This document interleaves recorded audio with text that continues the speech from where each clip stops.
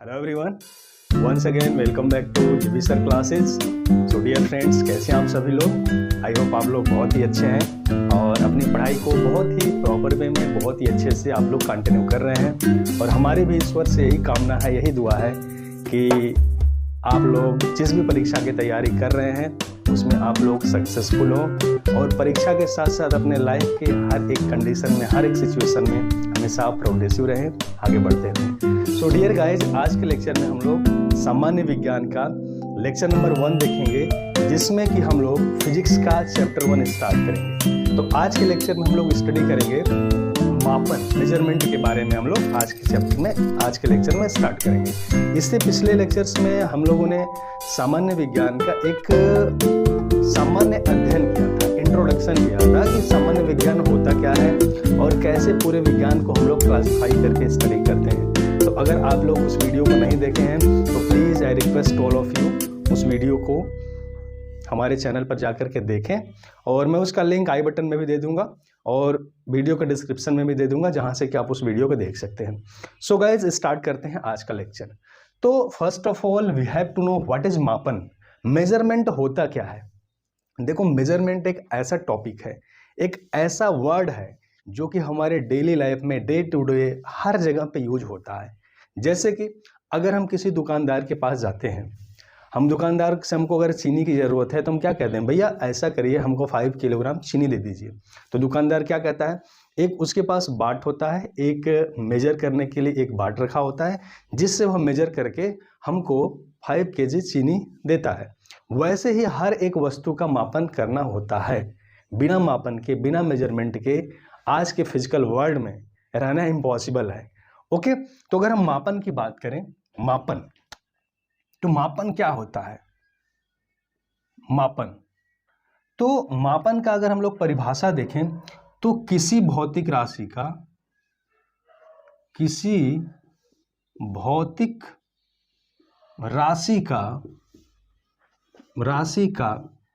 एक मानक से तुलना करना मापन कहलाता है। मापन कहलाता है। Comparison of a physical quantity with a standard is called its measurement. इसको भी हम लोग लिख लेते हैं, comparison of a physical quantity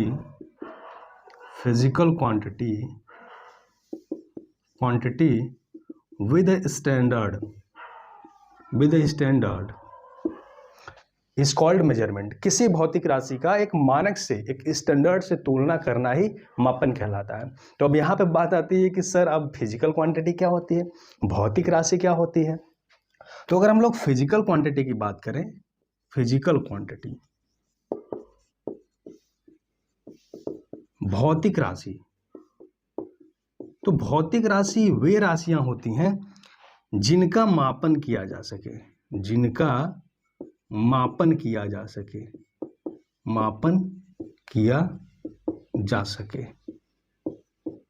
which can measured, ऐसी राशियां जिनका कि मापन किया जा सके उसको हम लोग भौतिक राशियां बोलते हैं। ठीक है, तो मापन किसी भौतिक राशि का एक मानक से तुलना करना मापन कहलाता है। और भौतिक राशि क्या होती है? that quantities which can measured is called physical quantity। अब देखो, किसी भी फिजिकल क्वांटिटी को हम लोग कैसे मेजर करते हैं, किसी भी फिजिकल क्वांटिटी को हम लोग कैसे बताएंगे कि ये फिजिकल क्वांटिटी का अमाउंट कितना है? जैसे अगर हम एक x फिजिकल क्वांटिटी ले लेते हैं, x क्या है? एक भौतिक राशि है। ठीक है, भौतिक राशि है, x एक भौतिक राशि है। तो किसी भी भौतिक राशि को कंप्लीटली रिप्रेजेंट करने के लिए, जिससे कि उसका एक कंप्लीट सेंस निकले, दो चीज़ों की जरूरत पड़ती है, और उसको हम लोग लिख सकते हैं x equals to N U. इसमें n क्या है? n है भौतिक राशि का संख्यात्मक मान,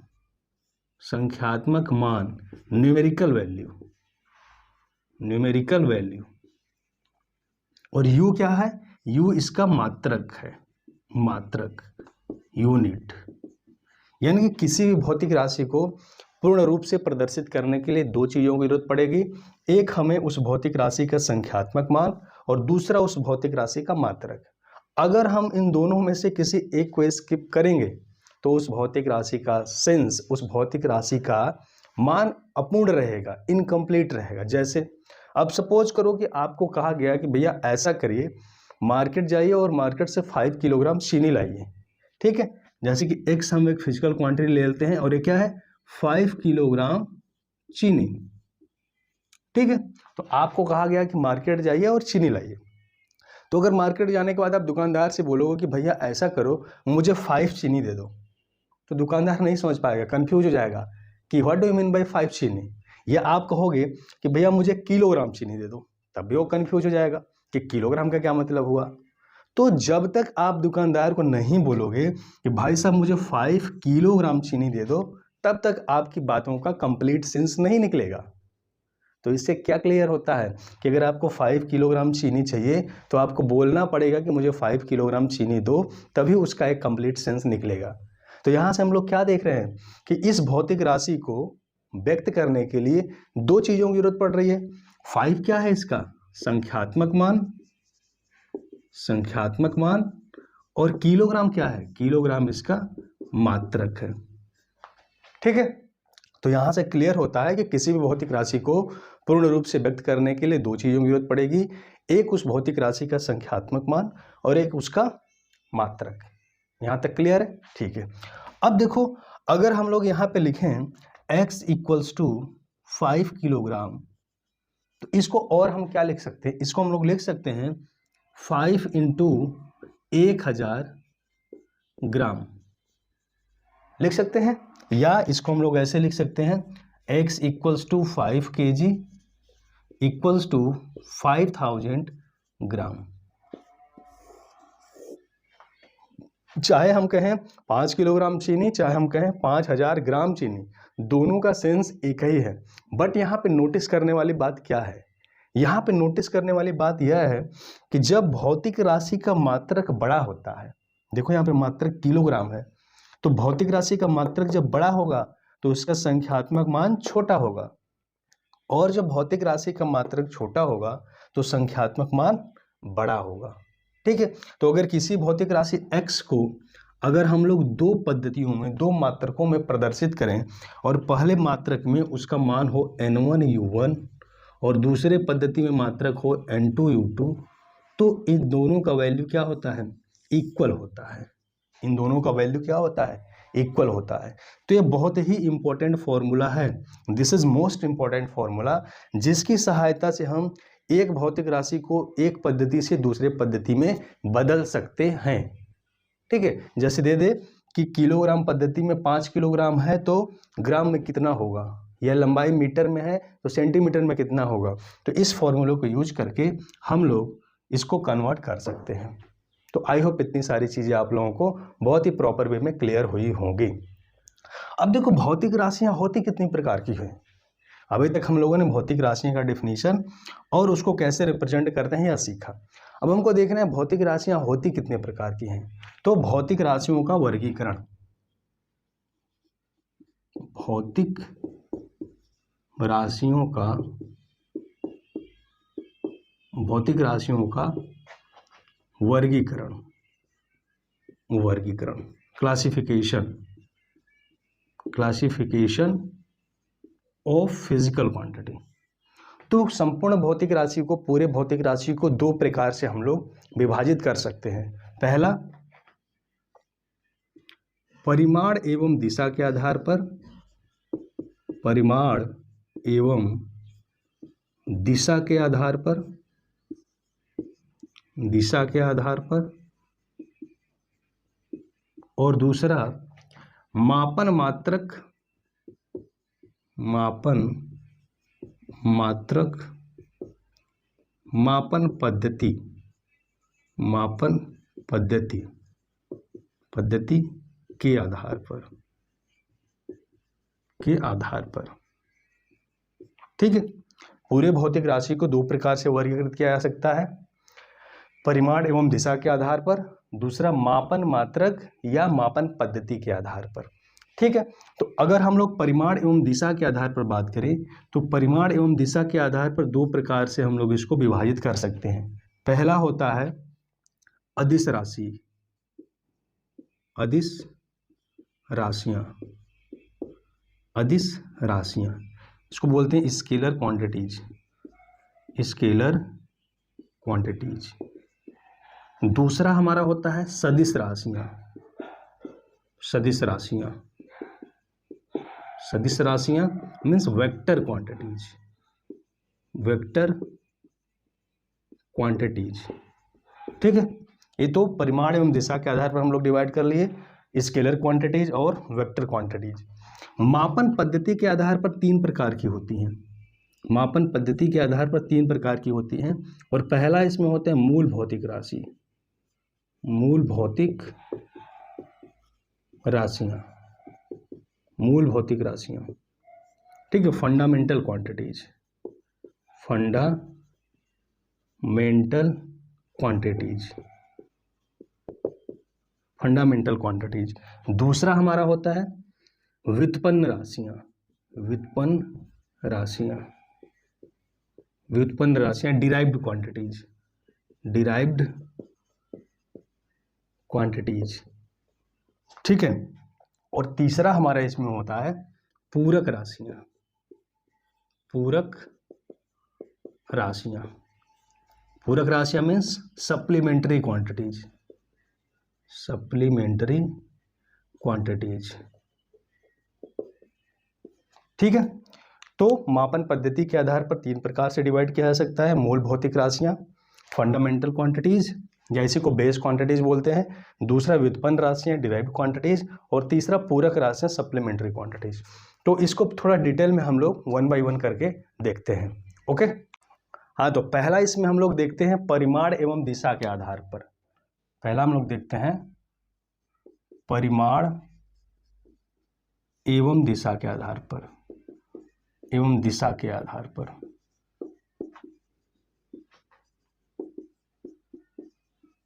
ठीक है, magnitude and direction, magnitude and direction के बेसिस पर हम लोग देखेंगे। तो इसमें क्या है हमारा पहला अदिश राशि, अदिश राशियां, अदिश राशियां, स्केलर क्वांटिटीज, स्केलर क्वांटिटीज। ठीक है, तो अदिश राशियां क्या होती है, स्केलर क्वांटिटीज क्या होती हैं? वे भौतिक राशियां जिनको प्रदर्शित करने के लिए केवल परिमाण की आवश्यकता होती है, दिशा की नहीं, उसको स्केलर क्वांटिटीज कहते हैं। That physical quantities which have only magnitude not direction is called scalar quantities. वे भौतिक राशियां, वे भौतिक राशियां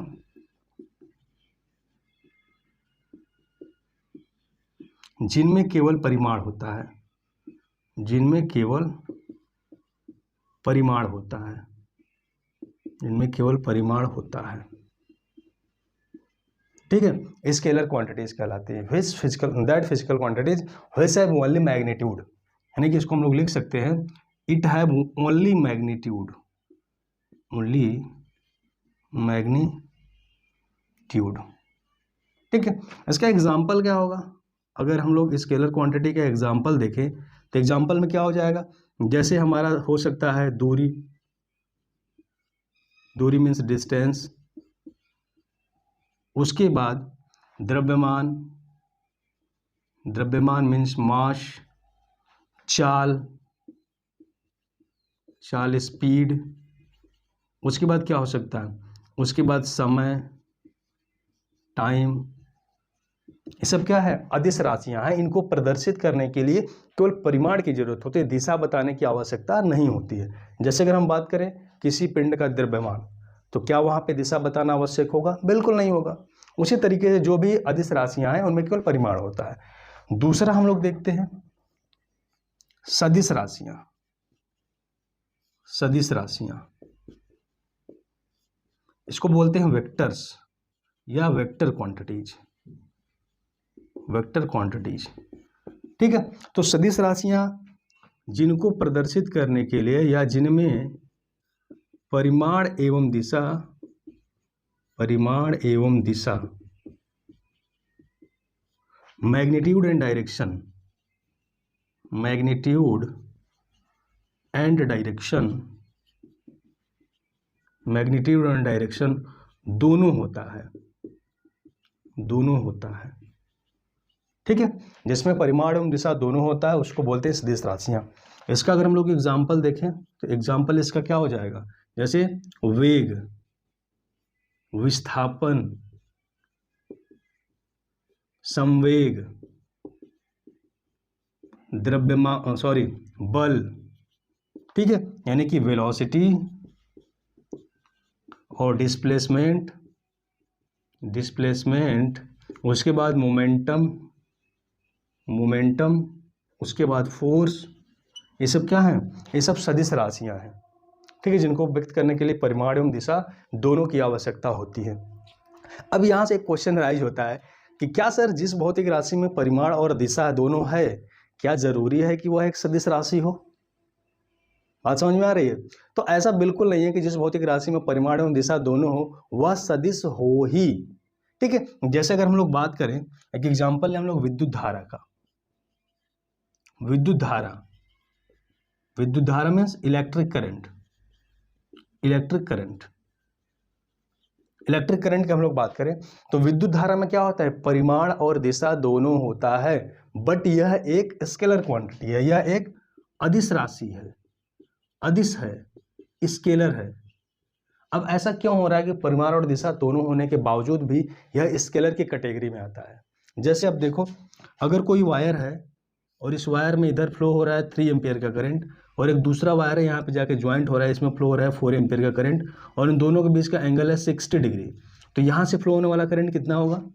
ऑब्वियस सी बात है कि 3 एम्पियर और 4 एम्पियर को हम लोग ऐड कर देंगे और यहाँ पे हो जाएगा 3 ampere plus 4 ampere, it means 7 ampere. तो इसमें हम लोग क्या देख रहे हैं कि 3 एम्पियर और 4 एम्पियर को हम लोग सामान्य जोड़ दे रहे हैं और हमें 7 मिल जा रहा है। तो किसी भी भौतिक राशि को सदिश होने के लिए 3 इंपॉर्टेंट क्राइटेरिया को फॉलो करना पड़ेगा, 3 इंपॉर्टेंट क्राइटेरिया फुलफिल करना पड़ेगा, तभी वह भौतिक राशि सदिश राशि कहलाएगी। वो क्राइटेरिया क्या है? देखो, वह क्राइटेरिया है, पहला क्राइटेरिया क्या है? पहला तो है इसमें परिमाण होना चाहिए, परिमाण, मैग्नीट्यूड। दूसरा इसमें दिशा होनी चाहिए, दूसरा इसमें डायरेक्शन होना चाहिए, और तीसरा क्या होना चाहिए? तीसरा यह सदिश के योग के नियम का पालन करना चाहिए। यानी कि तीसरा हम बोल सकते हैं सदिश के नियमों का पालन, सदिश के नियमों का पालन। ठीक है, अब सदिश के नियम क्या होते हैं, वेक्टर्स लॉ क्या होते हैं, ये आगे वाले चैप्टर्स में हम लोग जैसे जैसे लेक्चर को आगे कंटिन्यू करेंगे उस टॉपिक को भी हम लोग डील करेंगे। तो किसी भी भौतिक राशि को सदिश होने के लिए 3 चीज़ों की आवश्यकता होती है, परिमाण, मैग्नीट्यूड, दिशा, डायरेक्शन, और सदिश के नियमों का पालन। तो इस प्रकार से हम लोग परिमाण एवं दिशा के आधार पर भौतिक राशि को डिवाइड कर सकते हैं। ठीक है, अब दूसरा हम लोग देखते हैं मापन मात्रक पद्धति के आधार पर। ओके, दूसरा हम लोग देखते हैं मापन पद्धति के आधार पर, मापन पद्धति, इसके आधार पर देखते हैं मेजरिंग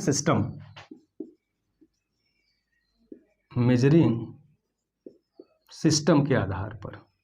तो इसमें 3 प्रकार की भौतिक राशियां होती हैं। पहला मैंने बताया मूल भौतिक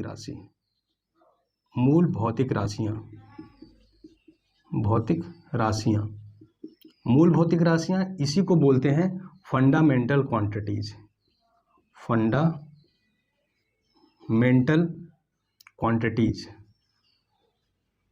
ठीक है, या इसी को बोलते हैं बेस क्वांटिटीज। फंडामेंटल क्वांटिटीज या बेस क्वांटिटीज मूल भौतिक राशियां 7 होती हैं। देखो कौन कौन सी मूल भौतिक राशियां होती हैं। पहला होता है लंबाई, लेंथ। दूसरा द्रव्यमान, मास। तीसरा समय, टाइम। लंबाई, द्रव्यमान, समय, और चौथा ताप। ताप मीन्स टेम्परेचर, टेम्परेचर चौथा हो गया।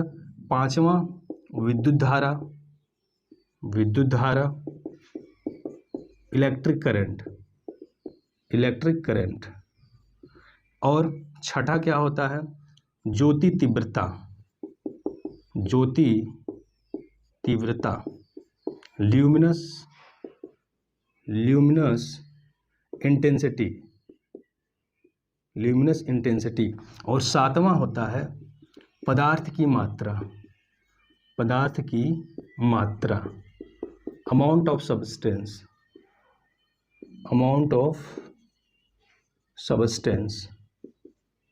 ठीक है, तो 7 मूल भौतिक राशियां होती हैं, लंबाई, द्रव्यमान, समय, ताप, विद्युत धारा, ज्योति तीव्रता, पदार्थ की मात्रा, length, mass, time, temperature, electric current, luminous intensity and amount of substance. तो ये हमारी होती हैं मूल भौतिक राशियां। दूसरा अगर हम लोग बात करें तो दूसरा होता है व्युत्पन्न भौतिक राशियां। ये तो पहला हो गया मूल भौतिक राशियां, और दूसरा हम लोग यहाँ पे देख लेते हैं, दूसरा व्युत्पन्न भौतिक राशियां, व्युत्पन्न भौतिक राशियां, भौतिक राशियां इसको बोलते हैं डिराइव्ड क्वांटिटीज, डिराइव्ड क्वांटिटीज। ठीक है, तो वे भौतिक राशियां जो मूल भौतिक राशियों से मिलकर बनी होती हैं उनको व्युत्पन्न भौतिक राशि कहलाती हैं। That physical quantities which are made from fundamental quantities is called derived quantities. जो मूल भौतिक राशियों से, मूल भौतिक राशियों से मिलकर बनी हो, मिलकर बनती हैं, ठीक है, उनको हम लोग बोलते हैं डिराइव्ड क्वांटिटी। जैसे अगर एग्जांपल हम लोग इसका देखें तो अगर हम लोग चाल की बात करें, चाल, चाल मीन्स स्पीड, तो चाल बराबर क्या होता है, दूरी, डिस्टेंस अपॉन समय, टाइम। ठीक है, ये हमारा क्या है, देखो दो भौतिक राशि पर डिपेंड करे, एक दूरी पर और एक समय पर। दूरी और समय क्या है, मूल भौतिक राशि है, यानी कि मूल भौतिक राशि जो मिलकर बनता है उसको व्युत्पन्न भौतिक राशियां बोलते हैं। दूसरा एग्जांपल हम लोग देखते हैं, हम लोग अगर देखें त्वरण का, एक्सेलरेशन, एक्सेलरेशन, तो त्वरण क्या होता है, वेग परिवर्तन, वेग परिवर्तन बटे समय। वेग परिवर्तन means change in velocity, change in velocity upon time. तो ये क्या है, व्युत्पन्न भौतिक राशियां। उसी तरीके से तीसरा हम लोग देखें तो force, force F equals to m into A. एक m क्या है, मास, द्रव्यमान, और ये क्या है, एक्सेलरेशन, एक्सेलरेशन, ये त्वरण हो गया और ये हो गया द्रव्यमान। ठीक है, तो ये हमारा क्या है, ये व्युत्पन्न भौतिक राशियां हैं जो कि मूल भौतिक राशियों से मिलकर के बनी होती हैं। तीसरा भौतिक राशि क्या है, तीसरा हम लोग देखें तो तीसरी भौतिक राशि है जिसको बोलते हैं पूरक राशियां, पूरक राशियां, इसको बोलते हैं supplementary quantities, supplementary quantities, quantities.